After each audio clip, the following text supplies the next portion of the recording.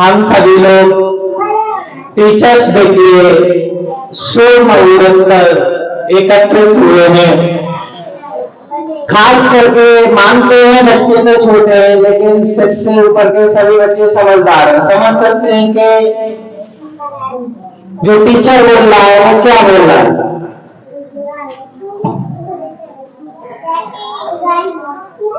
तो आज 5 मार्च 2023 के दिन मैं सभी बच्चों के लिए एवं शिक्षकों को टीचर्स डे की बहुत सारी बधाइयां देना चाहता हूं एवं मैं भगवान से प्रार्थना करूंगा कि आने वाला अगला 5 सितंबर और भी ज्यादा बेहतर हो। इस अकेडमी में SBS पब्लिक स्कूल एक परिवार है। एक शिक्षक जिस तरीके से एक कुम्हार मिट्टी के लिए कुछ भी बना देता है, उसी तरीके से एक टीचर बच्चे के लिए कुछ भी बना सकता है। मिट्टी से कुम्हार भगवान भी बना देता है और उससे स्मोकिंग करने के टूल्स भी बना देता है। उसी तरीके से अगर एक टीचर चाहे तो एक बच्चे के लिए किस डायरेक्शन में ले जाएगा वो उस पर निर्भर करता है। आज 5 सितंबर 2023 को डॉक्टर सर्वपल्ली राधाकृष्ण जी का जन्मदिन के महोत्सव पर टीचर्स डे मनाया जाता है। सभी बच्चे शांतिपूर्वक व्यवस्था बनाए रखें, कोई एक आपस में बातें मत करो। डॉक्टर सर्वपल्ली राधाकृष्ण कौन थे? पहले हमें इनके बारे में समझना बहुत ही अति आवश्यक है। हम इनका ही नाम क्यों आज के टाइम में जोड़ते हैं, आज के दिन? इसलिए क्योंकि एक ऐसे व्यक्ति थे जिन्होंने शिक्षा के क्षेत्र में बहुत ही स्पेशली काम किए थे। जैसे ये इनके पिता का नाम सर्वपल्ली वीरालाल, माता का नाम सीतम्बा था। इनके गांव का नाम सर्वपल्ली था। तो इनके गांव के जो पूर्वज थे, पारिवारिक सदस्य, उनका मानना था कि अपने गांव की मर्यादा को बनाए रखने के लिए अपने सरनेम का अपने गांव के नाम से ही नाम लिया जाए। इसलिए डॉक्टर राधाकृष्ण का नाम डॉक्टर सर्वपल्ली राधाकृष्ण हुआ। ये सेकंड ऐसे व्यक्ति हुए जो डॉक्टर भीमराव अम्बेडकर के बाद सबसे ज्यादा डिग्री होती। इनकी योग्यता की बात की जाए तो ये MA, DEd, LLB, DCI, DBI, FRFI, FBA, foreign और ऑक्सफोर्ड यूनिवर्सिटी, जहां से डॉक्टर BR अम्बेडकर जी ने शिक्षा प्राप्त की थी, वहीं से इन्होंने भी की थी। राजनीति में ये ज्यादा इंटरेस्टेड नहीं थे, लेकिन ये डायरेक्टली या इनडायरेक्टली कैसे राजनीति में आ गए? ये 1949 से 1952 में सोवियत संघ के राजदूत, भारत के राजदूत बन के गए थे। इसके बाद ये उपराष्ट्रपति 1952 से 1957 तक रहे और इसके बाद सभापति भी रहे। 1957 से 1962 तक ये पुनः उपराष्ट्रपति रहे और भारत के राष्ट्रपति का पद में 1960 2 से 1967 तक दिया गया। इन्होंने पहले राष्ट्रपति थे जिन्होंने 2 प्रधानमंत्रियों को शपथ दिलाई, पहले थे, और इन्होंने अपने जीवन काल में 2 प्रधानमंत्रियों को मरते हुए देखा। पहले थे जवाहरलाल नेहरू और दूसरे थे लाल बहादुर शास्त्री। इसी के साथ इनका 17 अप्रैल 1975 को निधन हो गया और ये वीरगति को प्राप्त हुए।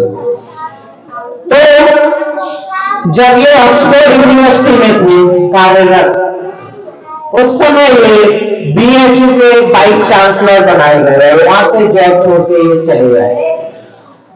और जब ये किसी भी यूनिवर्सिटी या स्कूल में पढ़ाते थे तो बच्चों के साथ इतना अट्रैक्टिव हो जाते थे कि जब ये जा रहे थे स्कूल से तो पहले बग्घियां चलती थी जिसमें घोड़े लगे होते थे, तो बच्चे इतना स्नेह दिखा रहे थे इन्हें कि उसमें घोड़ा ना लगा के बच्चों ने सर्व बग्घी को खींचा था। इन सारी चीजों से क्लियर होता है कि ये शिक्षा के प्रति कितने ज्यादा जागरूक थे। डॉक्टर सर्वपल्ली राधाकृष्ण वैसे तो ये साइंस के टीचर्स थे, लेकिन दुर्भाग्यपूर्ण एक बार इनके दोस्त इनके घर पे आए थे और वो उस समय फिलॉसफी की एक किताब भूल गए और वो किताब कैसे भी वो डॉक्टर राधाकृष्ण जी ने पढ़ी, उन्हें इंटरेस्ट आया उसमें और फिर उन्होंने अपना रास्ता फिलॉसफी की तरफ मोड़ लिया। आज भारत का सबसे स्पेशल किताब भारत मनोविज्ञान काफी अच्छी है, यूपीएससी में काफी इसे यूज किया जाता है। काफी इतने अच्छे विचार थे इनके कि तर्क करना और व्यक्ति को समझना, उसे अट्रैक्ट करना, अपनी बातों से उसे संतुष्ट करना, ये सारी चीजें अच्छे तर्क संगत व्यक्ति ही कर सकता है। तो आज मैं टीचर्स डे के शुभ मुहूर्त पे मैं आप सभी लोगों को और अपने शिक्षक वर्ग को जो लोग ये समझते हैं कि टीचिंग कुछ नहीं है, आज का टाइम देखा जाए तो कुछ व्यवस्थाएं ऐसी हो गई है भारत में जिससे टीचर को लोग ये समझते हैं कि जो कुछ नहीं कर पाता वो टीचर बन जाता है, लेकिन ऐसा नहीं है। दिल्ली में एक कैंपेन चलता है जिसमें कुत्तों को रखा जाता है, डॉग केयर, इस तरीके से कुछ नाम है उसका। तो अपने जब भी कोई व्यक्ति कहीं जाता है तो अपने कुत्तों को दूसरे के साथ छोड़ के जाता है और उसके लिए पैसे दिए करते हैं। उस कुत्ते को छोड़ने के लिए वो उसकी प्रोफाइल चेक करता है, बहुत सारी चीजें चेक करता है, तब वो अपने कुत्ते को छोड़ के जाता है। तो सभी टीचरों को ये मान लेना चाहिए और सोचना चाहिए सर कि आप तो एक परिवार में जिगर के टुकड़े को, एक वंश के टुकड़े को और एक परिवार की जिम्मेदारियों को आपके पास छोड़ के जा रहा है, तो आप कितनी बड़ी जिम्मेदारी संभालते हैं। मैं किसी को कुछ नहीं सिखा सकता, केवल इसे सोचने को मजबूर कर सकता हूं। इस चीज को समझो। मानते हैं टीचर आज के टाइम में भारत में दुर्भाग्य है कि उसका वेतन बेशक कम हो, लेकिन उसके पास जिम्मेदारियां बहुत है। मैं अपने सभी स्टाफ से निवेदन करना चाहूंगा कि टीचिंग का महत्व समझो। अगर आप लोग अपने प्रोफेशनल को इज्जत नहीं दोगे तो फिर तुम्हें कोई दूसरा इज्जत देने वाला नहीं है। कुछ लोग ये समझ लेते हैं क्या है, टीचर है, 2000 रुपए कमा रहा होगा, लेकिन हमें समझना होगा इस भारत देश में शिक्षा से बड़ा कुछ नहीं है। जैसे एक आज के टाइम में शैक्षणिक बीमारी लगी हुई है हमारे समाज में। मुझे बहुत पास से दिखाई देती है, बहुत ही आश्चर्य की बात यह है कि जिस देश में दुनिया को 25 लाख और नालंदा देकर पूरी दुनिया को विश्वविद्यालय की बुनियादी रखी, आज विश्व के 100 सर्वश्रेष्ठ विश्वविद्यालय में से आज हमारे देश का एक भी विश्वविद्यालय खड़ा नहीं होता। क्या है ये? दुर्भाग्य है। और जहां एक तरफ हमारे यहाँ IIT, IIM और NIT रिसर्च संस्थान है, वही देश के गरीबों और बेरोजगार की भीड़ को खड़ा करने के लिए, देश में बेरोजगारों को भीड़ में खड़ा करने के लिए हमारी सरकारें सर्व शिक्षा अभियान का दुनिया पकड़ा देती है। और आज यही प्रश्न किया जाए कि सर्व शिक्षा अभियान के कितने बच्चे IIT तक पहुंचकर सरकारी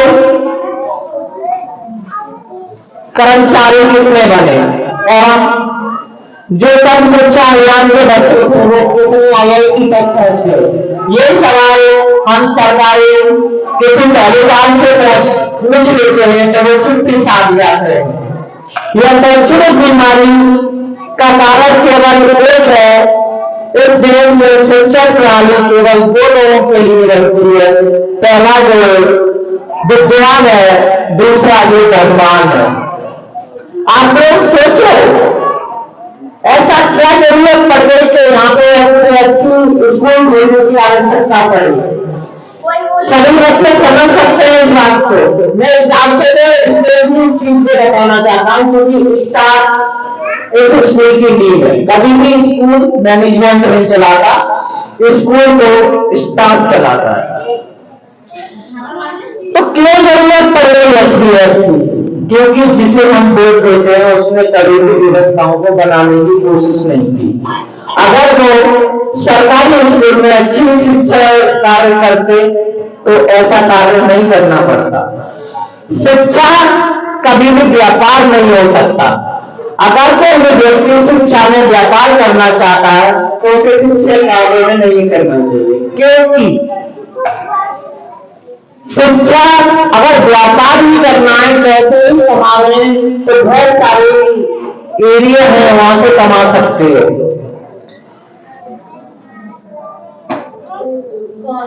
तो शिक्षा के लिए मैं सभी से निवेदन करूंगा अपने स्टाफ से कि मैं तो समझे, आपको जो जिम्मेदारी दी जा रही है पूरी दुनिया में किसी के पास नहीं है।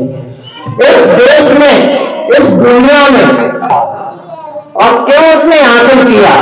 उसके गुरु का नाम पता है क्या था? अरस्तु। एक अरस्तु का शिष्य था और एक भारत में कौटिल्य चाणक्य का शिष्य था जिसका नाम था चंद्रगुप्त मौर्य। दोनों में युद्ध हुआ। वो युद्ध केवल वो शिष्यों का नहीं, वो गुरुओं का था। एक गुरु का नाम था यूनानी दार्शनिक अरस्तु और दूसरे का नाम था भारत के गुरु चाणक्य, और विजय हमेशा भारत के गुरु चाणक्य की हुई। इसी तरीके से हमारे देश में बहुत सारे महान व्यक्तित्व हुए। आज हम 21वीं शताब्दी में जी रहे हैं। 21वीं शताब्दी का मतलब वाले बच्चे समझ सकते हैं कि हम कितनी ईयर पास आउट कर चुके हैं। 40,000 साल पहले से और आज के टाइम का देखा जाए काफी डेवलपमेंट है। कोई मुझे बता सकता है आज से 500 साल पहले कितने जिम्मेदार हुए? कोई किसी का नाम नहीं जानता होगा। इसके पीछे का कारण ये है कि कभी भी जिम्मेदारी से नाम नहीं होता, नाम होता है महानता से। आज हम डॉक्टर सर्वपल्ली राधाकृष्ण जी को याद कर रहे हैं तो उन्हें पैसे से नहीं, उनकी महानता से याद कर रहे हैं। आज हम डॉक्टर BR अम्बेडकर और APJ अब्दुल कलाम और भी महान सेनानियों को याद करते हैं तो क्यों याद करते हैं? क्योंकि हम उनकी महानता के लिए याद करते हैं। पैसे का कोई महत्व नहीं होता। पैसा केवल और केवल पालन पोषण के लिए होता है और उससे ज्यादा ये कोई भी जरूरतें पूरी नहीं कर सकता। तो मैं अपने सभी प्रिय बच्चों से एक ही बात कहना चाहूंगा, मुझे नहीं लगता कि रहो या ना रहो, आज हो कल नहीं है और हमेशा नहीं रह सकता इस स्कूल में, लेकिन आपको हमेशा एक बात याद रखनी है, तो मैं खुद मेहनत करनी है, अपना भविष्य खुद बनाना है और सभी से अलग हट के चलना है। लोग भेड़ बकरियों की चाल में चलना ज्यादा पसंद करते हैं। कुछ नया करने की कोशिश करो तो हमेशा नाम होगा। कुछ करो, कुछ समझो, हमेशा नए विचार रखो, कुछ करने की जिज्ञासा डालो। और एक और बात कहना चाहूंगा, डॉक्टर APJ अब्दुल कलाम कहते थे कि जो जैसा सोचता है वो वैसा ही बन जाता है, जैसी संगत वैसी रंगत। अगर आपके गांव के आसपास एनवायरमेंट अच्छा नहीं मिल पा रहा, कोई बात नहीं, अपने आप को एनवायरमेंट बनाओ, अपने आसपास सेल्फ एनवायरमेंट क्रिएट करो। मैं खुद यहां तक आने में सभी बच्चों को बताना चाहता हूं, फर्स्ट से 8 तक सभी बच्चे समझ सकते हैं। बहुत वीक था, हिंदी भी पढ़ना नहीं आती थी, मेहनत की और आज मेहनत करने के बाद मेरे गांव में, जिस गांव से आता हूं, वहां पे काफी बच्चे पढ़ते थे और सबसे वीक मैं ही था। और आज वो जितने भी होशियार थे, कोई होटल में काम कर रहा है, कोई दिल्ली में पेंटिंग का काम कर रहा है, कोई किसी न किसी काम में लग गया।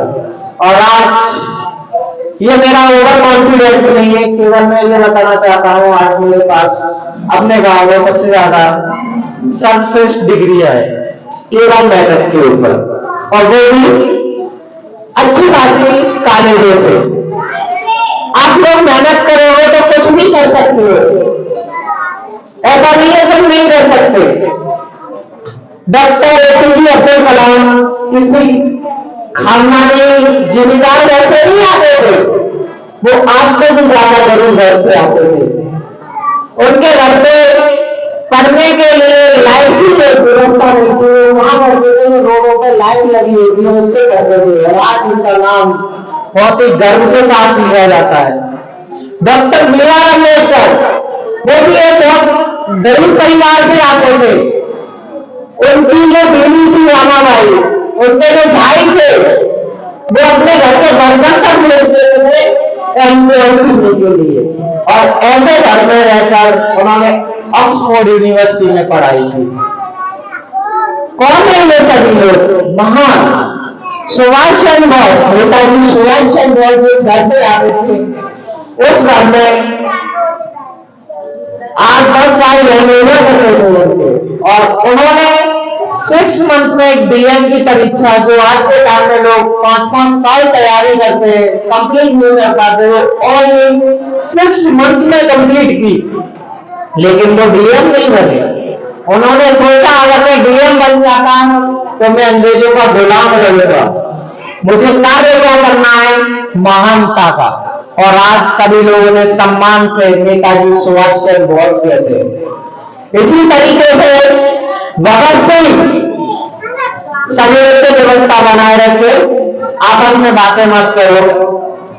इसी तरीके से भगत सिंह, जिस एज में तुम लोग खिलौनों से खेलते हो, उस समय 13 साल की एज में उन्होंने असेंबली में बम उठाया था, किसी को मानने के परिपक्व से नहीं, केवल अपने विचार को रखने के परिपक्व से। और वो इस देश के महान सैनिक कहलाए। बहुत सारे महान व्यक्तित्व हैं, तो हमें अपने स्टाफ से निवेदन करना चाहूंगा, पैसा की आवश्यकता है, लेकिन उतनी है, उतना कमाओ जिससे पालन पोषण हो सके। जहां पर आत्मसम्मान की बात आए तो कितना भी बड़ा कुछ भी हो उसे ठुकरा देना ही ज्यादा बेहतर है। आत्मसम्मान से बड़ा कुछ भी नहीं होता। मैंने अपने कैरियर में यहां तक कि पढ़ाई करने के बाद भी किसी भी जॉब के लिए मैंने अप्लाई आज तक नहीं किया। क्यों समझती हो क्यों नहीं किया? क्योंकि मुझे कोई भी जॉब पसंद भी नहीं है सिवाय टीचिंग के। क्यों? क्योंकि मुझे नहीं लगता टीचिंग से ज्यादा कहीं सम्मान होगा। अकेडमी में पढ़ाना बहुत नॉर्मल सी बात लगती है, लेकिन सबसे ज्यादा गर्व महसूस तब होता है जब आपके पढ़ाई हुए बच्चे कहीं रोड पे घूमते या किसी ऑफिस में मिल जाते हैं और वो कहते हैं कि सर आपने मुझे पढ़ाया था, तो वो कोई नॉलेज से कम नहीं होता। और ये वो कीमत होती है जो कोई भी इस दुनिया में छुपा नहीं सकता। इस देश में कई प्रधानमंत्री आए और चले गए, कोई फर्क नहीं पड़ता, लेकिन जो गुरु थे चाणक लोग उन्हें गुरु के नाम पर ध्यान रखते हैं। इसीलिए एक कवि कहते हैं गुरु गोविंद दोनों पड़े किनके लागू पाए, गले आरी जो आपने गोविंद दिया बताया। कवि कहना चाहता है कि जो गुरु और गोविंद एक भगवान और गुरु खड़े हैं, उनमें सर्वश्रेष्ठ कौन है? तब तुम्हारे मां और तुम्हारे पिता ही एक ऐसे व्यक्ति हैं जो हमेशा तुम्हारे भले के लिए सोचते हैं। कभी तुम लोगों ने सोचा है तुम्हारी मम्मी ने कभी भी अपने लिए खाने के लिए कुछ नहीं देती, लेकिन तुम्हें दिलवाएंगी। अगर तुम्हें कपड़ों की आवश्यकता होगी तो उन्हें खुद साड़ी लेना पसंद नहीं करेगी, लेकिन अपने बच्चे की पूर्ति पूरी करेगी। सोचो इस चीज को, इस प्यार को कभी किसी भी तराजू या मापन से पैदा नहीं जा सकता। पिताई एक ऐसा व्यक्ति होता है जो अपने बच्चे को कपड़े को लेकर चलता है। क्यों बताए? क्योंकि वो चाहता है कि जहां तक मैं देख सकता हूं उससे कई गुना ज्यादा वो मुझसे ज्यादा देख सके। और जब आप और आपके भाई कुछ अच्छा करते हैं तो माता पिता का गर्व से सीना चौड़ा हो जाता है, कहते हैं कि ये मेरा बच्चा है। तो कोशिश ये करो, इसकी आवश्यकता नहीं पड़े कि मैं उनका बेटा या बेटी हूं। आवश्यकता इसकी पड़े कि आपके मम्मी पापा कहें कि ये मेरी बेटी है। कुछ भी कर सकते हो। जितने भी आज के टाइम के टॉपर है, टीना डाली, शुरू हुए और भी डिफरेंट टाइप के लोग हैं, डीएम और काफी अच्छे अच्छे पदों से